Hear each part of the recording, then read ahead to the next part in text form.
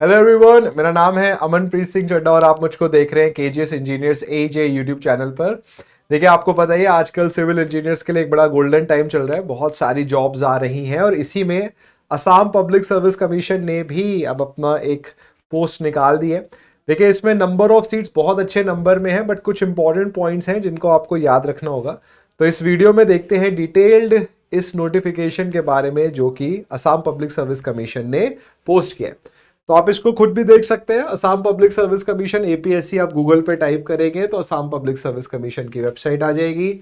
इसमें आप थोड़ा सा नीचे आओगे तो लेटेस्ट रिक्रूटमेंट एडवर्टाइजमेंट में जूनियर इंजीनियर का जो आ रखा है नोटिफिकेशन, उस पर क्लिक करिए।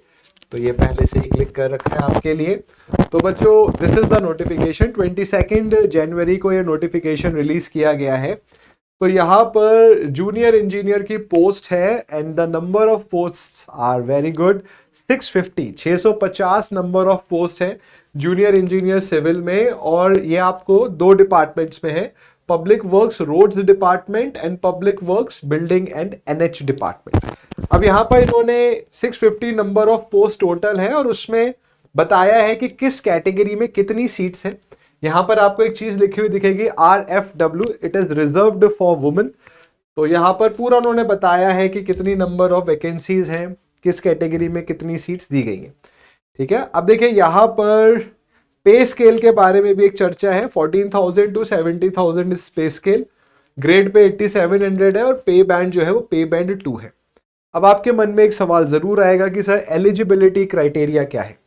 देखिए, यहाँ पर असम गवर्नमेंट ने एक बहुत इंपॉर्टेंट पॉइंट रखा है और वो पॉइंट ये है कि जो कैंडिडेट होंगे परमानेंट रेसिडेंट ऑफ असम होने चाहिए।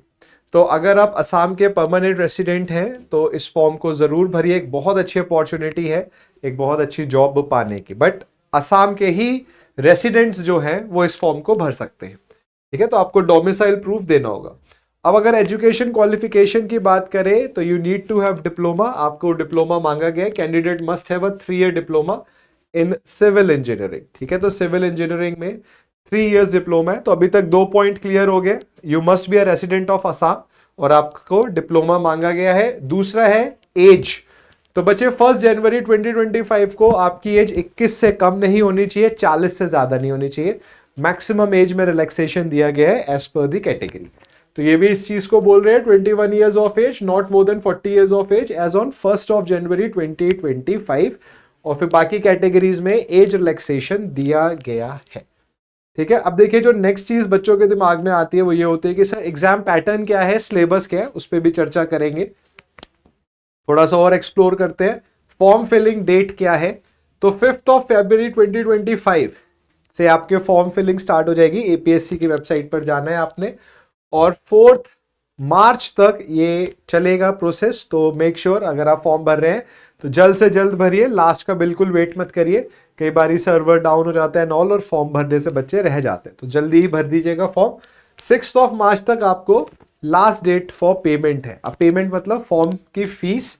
तो बच्चे अलग अलग कैटेगरी के बेसिस पर फीस दी गई है। तो अगर आप जनरल कैटेगरी में हैं तो 297.20 टोटल फीस है और इसी तरीके से बाकी कैटेगरीज की फीस क्लियरली यहां पर मेंशन की गई है। ठीक है, अब वही सवाल आ रहा होगा मन में कि सर एग्जाम का क्या है प्रोसेस। तो बच्चे एपीएससी की वेबसाइट पर आपको जाना है जब ये नोटिफिकेशंस खुल जाएंगे, जब डेट आ जाएगी, और उस पर आराम से आप भरिए। इन्होंने पूरा डिटेल्ड उसमें बताया है कि जब फोटो होगी या जो साइन होगा उसका कितना आपको केबी साइज रखना है, तो वो क्लियरली यहाँ पर मेंशन किया गया है। ठीक है, तो I know you must be wondering कि सर पेपर पैटर्न क्या होगा। पेपर की डेट अभी नहीं है। ठीक है, इसमें पेपर की डेट नहीं बताई गई है। उन्होंने बोला हम आपको बाद में नोटिफिकेशन के थ्रू बताएंगे, तो जब भी वो बताएंगे we will cover that also. तो ये सब बच्चों यहाँ पर यही बोला जा रहा है कि आपको अपने डॉक्यूमेंट्स मेक श्योर करेक्ट हो, कोई उसमें गलत डेटा ना फीड हो, तो बाद में आपका जो नॉमिनेशन है वो कैंसिल भी किया जा सकता है। देखिए एक और चीज है, candidates must if require attend a personal interview at a specific place as may be fixed by the commission. तो इन्होंने बोला है कि कैंडिडेट मस्ट इफ रिक्वायर्ड, अगर वाइवा या इंटरव्यू रखा गया तो जहां वो बताएंगे वहां आपको पहुंचना होगा। मतलब अभी इन्होंने ये नहीं बताया है कि एग्जाम प्रोसीजर क्या होगा। ठीक है, इसी को उन्होंने आगे मेंशन भी किया है, मैं आपको वो चीज ही दिखा देता हूं डायरेक्ट। देखिए यहां पर उन्होंने रिक्रूटमेंट में बोला था selection procedure will be notified later on followed by issuing corrigendum and addendum. तो सिलेक्शन प्रोसीजर को वो बाद में बताएंगे क्या होगा। देखिए ऐसा वेस्ट बंगाल पीएससी ने भी किया था अपने एई के एग्जाम में, तो उन्होंने भी बोला बाद में हम बताएंगे कितनी नंबर ऑफ सीट्स है या क्या है जो भी आएगा, तो इन्होंने भी बोला है कि हम बाद में बताएंगे। और the commission will decide the provision for selection respect of any post cadre grade और the number of application received for the advertise post. वो ये कहना चाह रहे हैं आपसे कि नंबर ऑफ सीट्स बढ़ सकती हैं घट सकते हैं डिपेंडिंग अपॉन कि कितने नंबर ऑफ स्टूडेंट्स ने फॉर्म को भरा है।